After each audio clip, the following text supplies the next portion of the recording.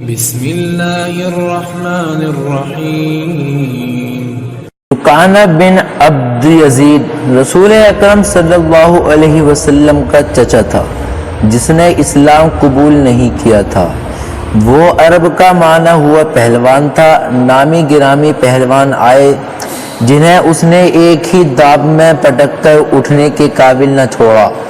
وہ وحشی انسان تھا، صرف لڑنا مارنا جانتا تھا۔ خالد کو وہ وقت یاد آنے لگا جب مسلمانوں کو دکھ کرنے والے 3-4 آدمیوں نے ایک دن رکانہ پہلوان کو خوب کھلایا پلایا اور اسے کہا تھا کہ تمہارا بھتیجا محمد صلی اللہ علیہ وسلم کسی کے ہاتھ نہیں آتا، نہ اپنی تبلیغ سے باز آتا ہے، نہ کسی سے ڈرتا ہے، اور لوگ اس کی باتوں کے جادو میں آتے چلے جا رہے ہیں۔ کیا تم اسے سیدھا نہیں کر سکتے؟ کیا تم میرے ہاتھوں اس کی ہڈیاں توڑوانا چاہتے ہو؟ رکانہ نے اپنے چہرے پر مست بحث کا تاثر پیدا کر کے تکبر کے لہجے میں کہا تھا، لاؤ اسے میرے مقابلے میں، لیکن وہ میرا نام سن کر مکے سے بھاگ جائے گا۔ نہیں، میں اس کے ساتھ لڑنا اپنی توہین سمجھتا ہوں۔ اس نے اکسانے والے آدمیوں کی بات نہ مانی۔ وہ کسی پہلوان کو اپنے برابر سمجھتا ہی نہیں تھا۔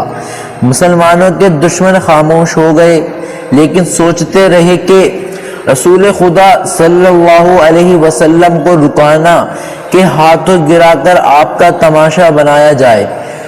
وہ خوش تھے کہ اہل قریش آپس میں بٹ کر ایک دوسرے کے دشمن ہو گئے ہیں۔ انہیں پتہ چل گیا کہ قریش کے کچھ آدمیوں نے رکانہ پہلوان کو اکسایا ہے کہ وہ رسول اللہ کو کشتی کے لیے للکاریں، لیکن وہ نہیں مان رہا۔ ایک روز رکانہ رات کے وقت ایک گلی سے گزر رہا تھا کہ اس کے قریب سے ایک بڑی حسین اور جوان لڑکی گزری۔ چاندنی رات میں لڑکی نے رکانہ کو پہچان لیا اور مسکرائی۔ رکانہ وحشی تھا، وہ رک گیا اور لڑکی کا راستہ روک لیا۔ کیا تم جانتی ہو کہ عورت مرد کی طرف دیکھ کر مسکراتی ہے تو اس کا مطلب کیا ہوتا ہے؟ رکانہ پہلوان نے پوچھا، کون ہو تم؟ اس کا مطلب یہ ہوتا ہے کہ عورت اس مرد کو چاہتی ہے۔ جوان لڑکی نے جواب دیا، میں سبط بنت ارمن ہوں۔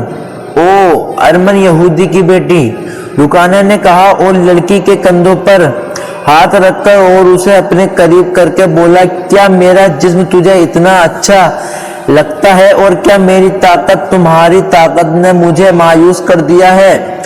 سبط نے پیچھے ہٹتے ہوئے کہا، تم اپنے بھتیجے محمد صلی اللہ علیہ وسلم سے ڈرتے ہو؟ کون کہتا ہے؟ رکانہ نے گرج کر پوچھا۔ سب کہتے ہیں، سبط نے کہا، پہلے محمد صلی اللہ علیہ وسلم کو گراؤ، میں اپنا جسم تمہیں انعام دوں گی۔ اللہ کے بیٹے اور بیٹیوں کی قسم، تیری بات پوری کر کے تیرے سامنے آؤں گا۔ رکانہ نے کہا، لیکن تو نے غلط سنا ہے کہ میں محمد صلی اللہ علیہ وسلم سے ڈرتا ہوں۔ بات یہ ہے کہ میں اپنے سے کمزور کے ساتھ لڑنا اپنی توہین سمجھتا ہوں، لیکن تیری بات پوری کروں گا۔ مشہور مورخ ابن حشام نے لکھا ہے کہ رسول کریم نے خدا رکانہ پہلوان کو کشتی کے لیے للکارا تھا، لیکن دوسرے مؤلف ابن الاسیر نے جو شہادت پیش کی ہے وہ صحیح ہے کہ رکانہ نے رسول خدا صلی اللہ علیہ وسلم کو کشتی کے لیے للکارا، اور اس نے کہا تھا، میرے بھائی کے بیٹے، تم بڑے دل اور جرت والے آدمی ہو۔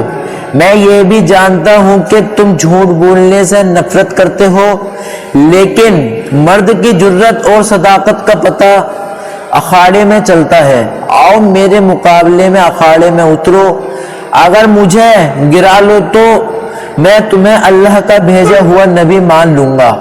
اللہ کی قسم، تمہارا مذہب قبول کر لوں گا، لیکن یہ ایک بھتیجے اور چاچا کی کشتی نہیں ہوگی۔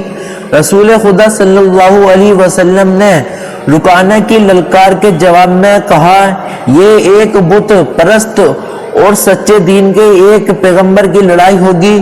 تو ہار گیا تو اپنا وعدہ نہیں بھول جانا۔ مکہ میں یہ خبر صحرا کی آندھی کی طرح پھیل گئی کہ رکانہ پہلوان اور محمد صلی اللہ علیہ وسلم کی کشتی ہوگی، اور جو ہار جائے گا وہ جتنے والے کا مذہب قبول کر لے گا۔ قریش کا بچہ بچہ، مرد و زن اور یہودی ہجوم کر کے آ گئے۔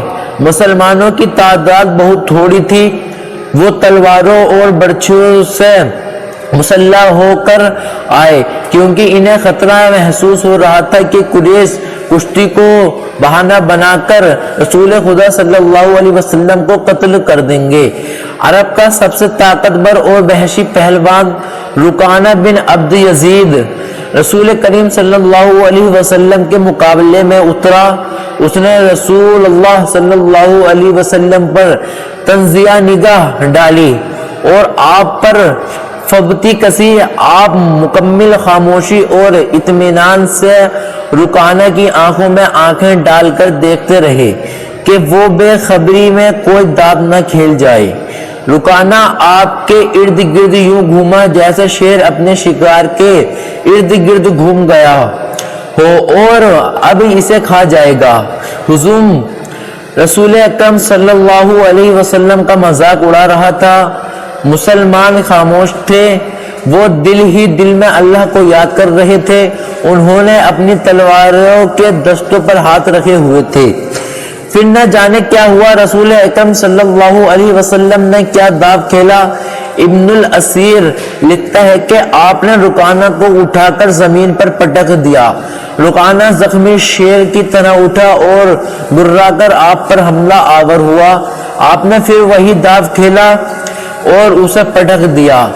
وہ اٹھا تو آپ نے اسے تیسری بار پٹکا۔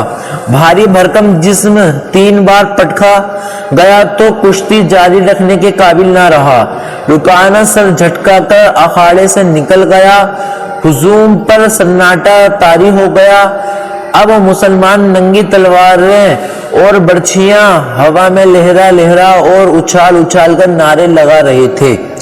چچا رکانہ، رسول اللہ صلی اللہ علیہ وسلم نے للکار کر کہا، اپنا وعدہ پورا کرو اور یہی اعلان کر کے آج سے تو مسلمان ہے۔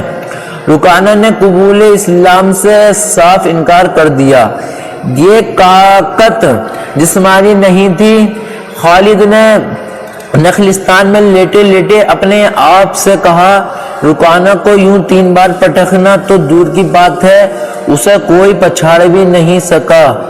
رسول اکرم صلی اللہ علیہ وسلم کا تصور خالد کے ذہن میں نکھر آیا۔ وہ آپ کو اچھی طرح جانتا تھا، لیکن اب وہ محسوس کر رہا تھا جیسے وہ محمد صلی اللہ علیہ وسلم کوئی اور تھے جنہیں وہ بچپن سے جانتا تھا۔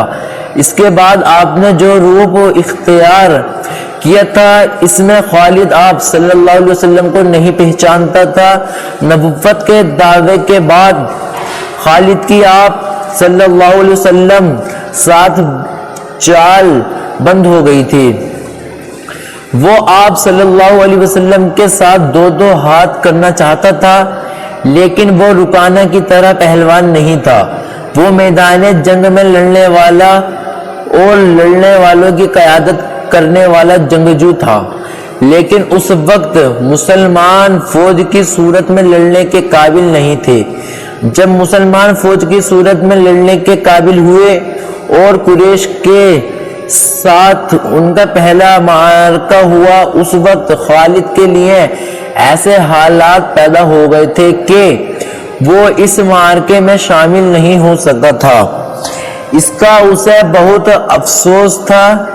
یہ معرکہ بدر کا تھا، جس میں 300 مجاہدین اسلام نے 1000 کو شکست دی تھی۔ خالد دانت پیستا رہ گیا تھا، لیکن اس روز جب وہ ایک نخلستان میں لیٹا ہوا تھا، اسے خیال آیا کہ 300 تنرہ نے 1000 کو کس طرح شکست دے دی تھی۔ اس نے شکست کھا کر آنے والے قریش سے پوچھا تھا کہ مسلمانوں میں وہ کون سی خوبی تھی جس نے انہیں فتح یاب کیا تھا۔ خالد اٹھ بیٹھا اور انگلی سے ریت پر بدر کے میدان کے خد و خال بنا کر قریش اور مسلمانوں کی پوزیشنیں اور معرکے کے دوران دونوں کی چالوں کی تکیلیں بنانے لگا۔ باپ نے اسے فن حرب و ضرب کا ماہر بنایا تھا۔ بچپن میں اسے گھڑ سواری سکھائی، لڑکپن میں اسے اخر منہ زور گھوڑوں کو قابو میں لانے کے قابل بنایا۔ نوجوانی میں وہ شہسوار بن چکا تھا، شتر سواری میں بھی وہ ماہر تھا۔ اس کا باپ ہی اس کا استاد تھا۔ اس نے خالد کو صرف سپاہی نہیں بلکہ سالار بنایا تھا۔ خالد کو جنگ و جدل اتنی اچھی لگی کہ وہ لڑنے اور لڑانے کے طریقوں پر غور کرنے لگا اور جوانی میں فوج کی قیادت کے قابل ہو گیا تھا۔ اسے بدر کی لڑائی میں شامل نہ ہو سکنے کا افسوس تھا اور وہ انتقام کے طریقے سوچتا رہتا تھا، لیکن اب اس کی سوچوں کا دھارا کسی اور طرف چل پڑا۔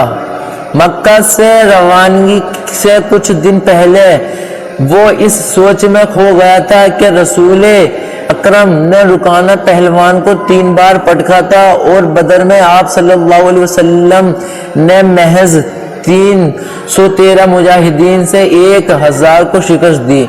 یہ کوئی اور ہی قوت تھی، لیکن بدر کے معرکے کے بعد اس کے دل میں مسلمانوں کے خلاف انتقام کی آگ سلگ رہی تھی۔